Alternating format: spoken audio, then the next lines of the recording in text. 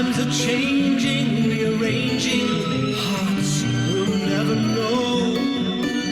In the business of our heat, love has left me cold. Come to me now, my angel of light. Do as you dare me tonight.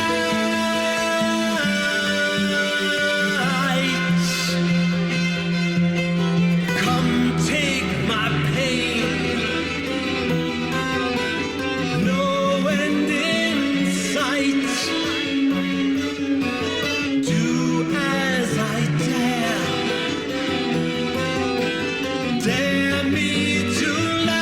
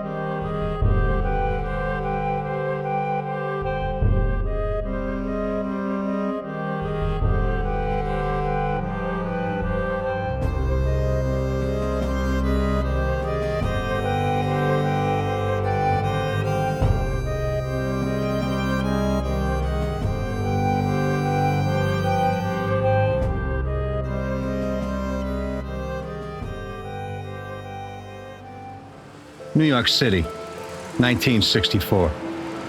Abortions were illegal. I feel the bile rise to my throat, its bitterness as harsh as the event I put that innocent young girl through so many years ago. I gag on the memory. God help me, we had no other choice. The memories, the nightmares of that horrific day are almost over now as I close in on my own mortality. Oh, dear God, forgive me. One drunken night with a respectable girl. Trust me, and I love you, I whispered several times from the back seat of my Impala that fateful night. Premarital sex in the 1940s and 50s was seldom talked about. Both of us were too embarrassed and afraid. I liked Carol Riley, but after I went all the way with her, it was hard for us to even look at each other. That's just the way it was back then. I avoided her for 5 months, in theaters, the places she frequented. In my mind, I was doing her a favor by staying away. She called one night and just said, "Harry," started crying. I hung up and died 1,000 deaths every time the phone rang, and rang, and rang. The voice of doom was on the other side of the receiver, so I buried the phone in a blanket, grateful that Carol Riley did not call when my parents were home. I got away like that for more than 3 weeks. Then one day I pulled up to my apartment and saw a crumpled figure on my steps. "Harry!" She fell into my arms. "Please, help me. Oh my God, Harry, I'm pregnant." "You sure it's mine?" I asked callously. It was a split second before she smacked me in the face. "You bastard," she screamed. "You're the only man I've ever been with." I didn't mean... I waltzed around the issue. "I just meant I haven't seen you for half a year. Why didn't you say something sooner?" "I thought I could hide it. Oh God, do you know what this will do to my family? My father will kill me if he ever finds out." "There are other alternatives," I said quietly. "I know some people who can get us the right doctor and fix this problem." "Can we fix it? My family wants me to go to nursing college," she sobbed. "Okay, try to relax. I'll pick you up tomorrow and we'll take care of this. I promise." "Part of me thought I would fall into your arms," Carol said, crying, "and you would say, 'Let's get married.' How could I have been so stupid?" "I'm sorry," I said. I did care about you. Carol interrupted me. You cared? Yeah, sure, you cared for all of one night. You told me you loved me. You told me to trust you, and I did, Harry.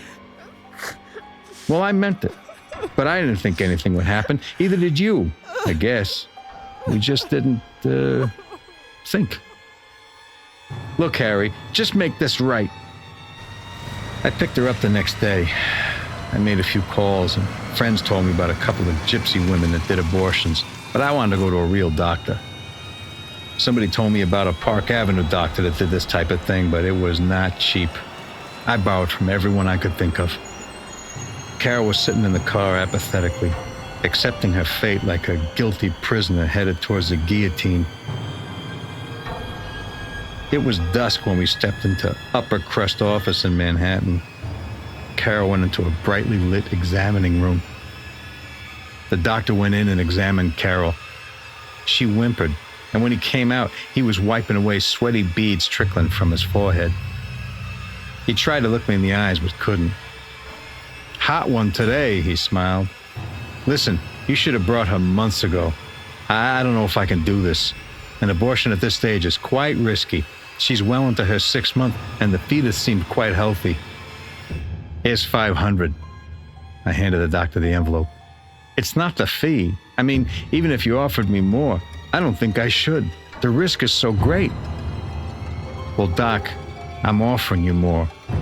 Here's another 100. The balding doctor patted down a few wet strands of his hair and took off his thick wire-rimmed glasses. Just remember, if anything goes wrong, you don't know me. You've never been to my office. We won't breathe a word. We'd get in trouble too. The doctor led us through a shadowy foyer and down a winding staircase. He pointed towards the door. Wait in there. I'll be right back.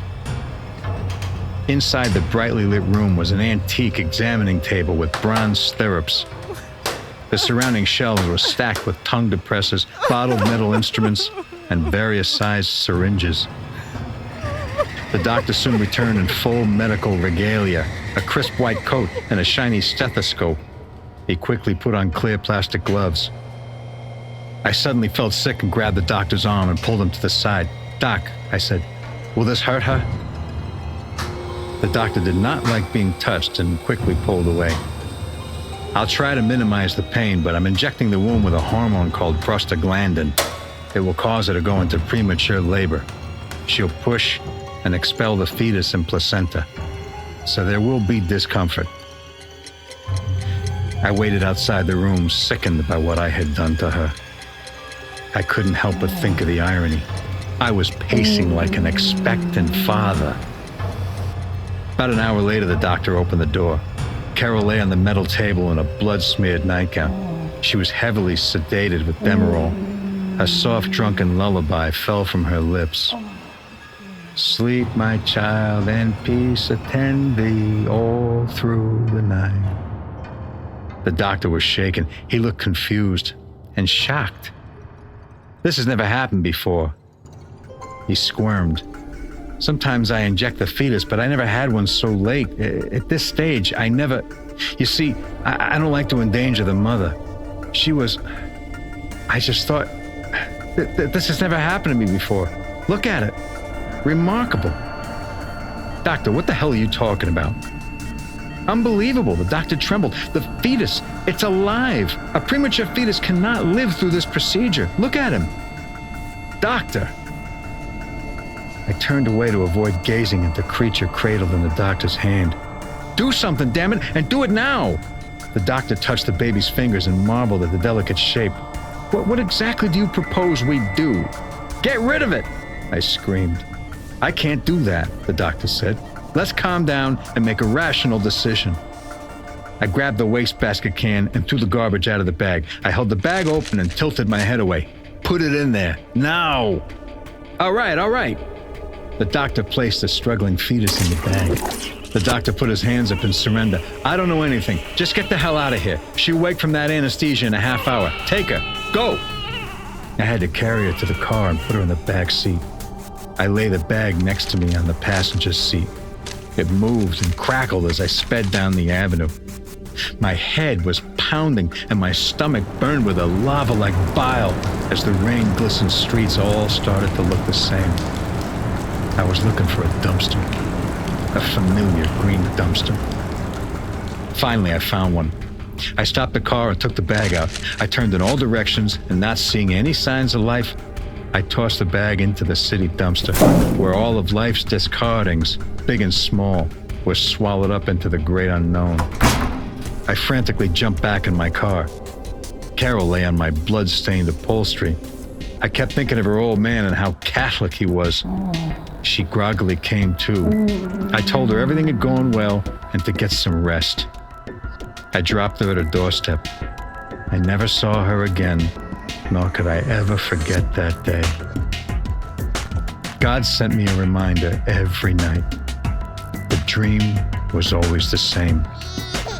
Muffled cries coming from the dumpster, calling out to 100 hungry city rats. The horde of vermin descending cautiously towards the pulsating bag. The hungriest rats lunging first and ripping the bag, then all of them leaping in, fangs dripping wet, tearing at the virgin pink flesh. The innocent child screaming, screaming, screaming, help! Then I'm awake. These dreams have haunted me since I was 18. They've eaten away at me. At 62, my heart has finally given out. I cannot endure another surgery. I will soon meet my maker. I pray my son is not waiting for me.